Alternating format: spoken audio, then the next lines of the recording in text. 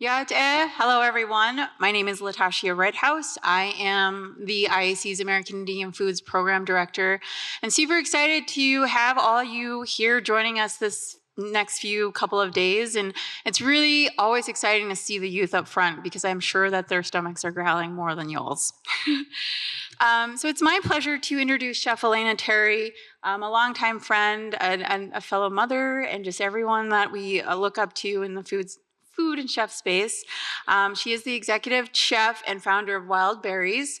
Elena's work has gained national and international recognition through partnerships with organizations like the James Beard Foundation, the Smithsonian, the UN's Food and Agriculture Organization, and many others. As a butcher and wild game specialist, Chef Elena's culinary expertise extends to open fire and outdoor cooking, where she brings people closer to the land and its traditions. The IAC is especially proud to feature Chef Elena during our signature event because her work aligns so deeply with our mission. Through the Made and Produced by American Indians trademark, IAC is dedicated to protecting Native producers and consumers by ensuring that products made by tribal members or majority-owned tribal enterprises are accurately represented. Chef Elena's dedication to preserving and sharing Native American food traditions not only embodies the spirit of this trademark, but also strengthens the credibility of Native-made goods. Additionally, we are thrilled to share that the ingredients for this year's luncheon were sourced from many producers and food companies who are approved users of the IAC's Made and Produced by American Indian trademark, further supporting and celebrating Native American agriculture and enterprises. Quickly, as before I ask Chef Elena to take over, I wanted to provide a quick note about the luncheon before y'all leave the Pearl Theater. If you have a green star printed on your badge, is your meal ticket. Please be sure to wear your badge as you're entering all of the 3 different venues that are hosting the luncheon. If you've purchased a guest ticket, you'll find like a number printed on your badge, a little +1 note.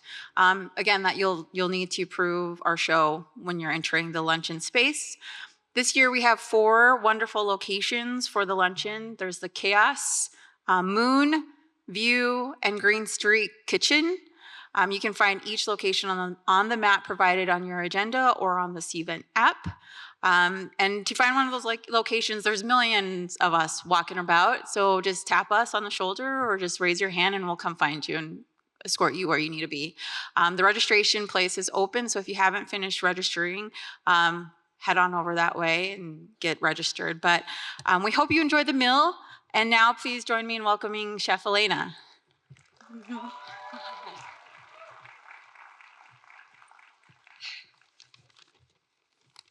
Hana chani karigiwi, hana chawida haini pi.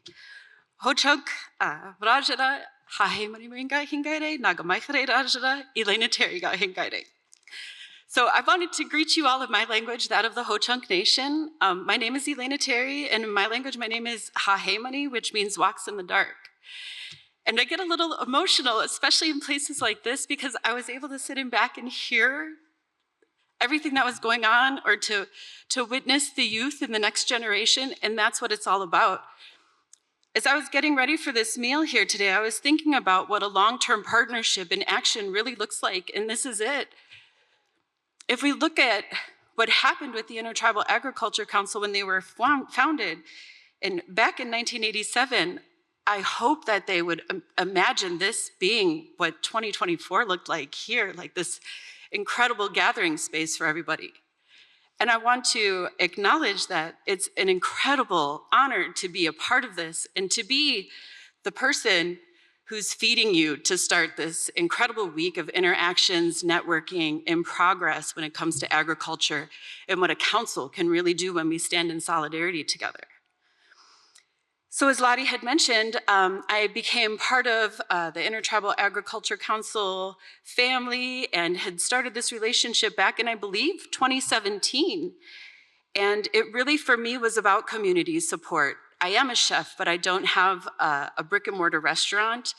I do a lot of my work in community to see the advancement and the knowledge sharing, the support within our Indigenous communities. And as a chef, I can see that it is my economic responsibility to support, to find, to create space, and to highlight to the best of my ability the beautiful products that our American Indian foods producers are able to bring to the table, or what is being developed for us and shared with not only us, but with our greater communities. It's a beautiful program.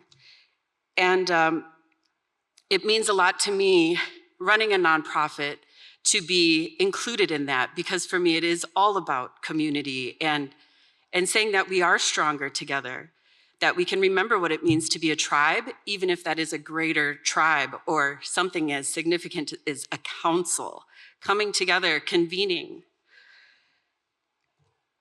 Because how can we continue to build long-term relationships or to create space for the youth if we aren't able to create a stronger infrastructure around food, I would say, security at this point? We're not to a point of food sovereignty yet in our communities, but how can we make sure that our communities are being fed? And how can we make sure that we're not just nutritionally satisfied, that we realize that our food feeds our spirit? There's a significant difference between being nutritionally satisfied and truly being nourished or cared for. To think that this food that we have in our communities that's coming back in these beautiful ways and being appreciated and received in beautiful ways was what helped fuel our ancestors through these very difficult times. Like in this moment, maybe it is difficult. I think that's kind of what it is. There's a struggle and lessons that happen in life. So how can we build on these gifts that were given us, these lessons when it comes to our food and history, and say in this moment, there's a great deal that I can do. There's something that I can do with you, or that we can stand together to make progress so that hopefully in 2050, when we convene together as a council, they can say, remember in 2024, we had these beautiful visions and these ripples of change were put in motion, and we can be stronger.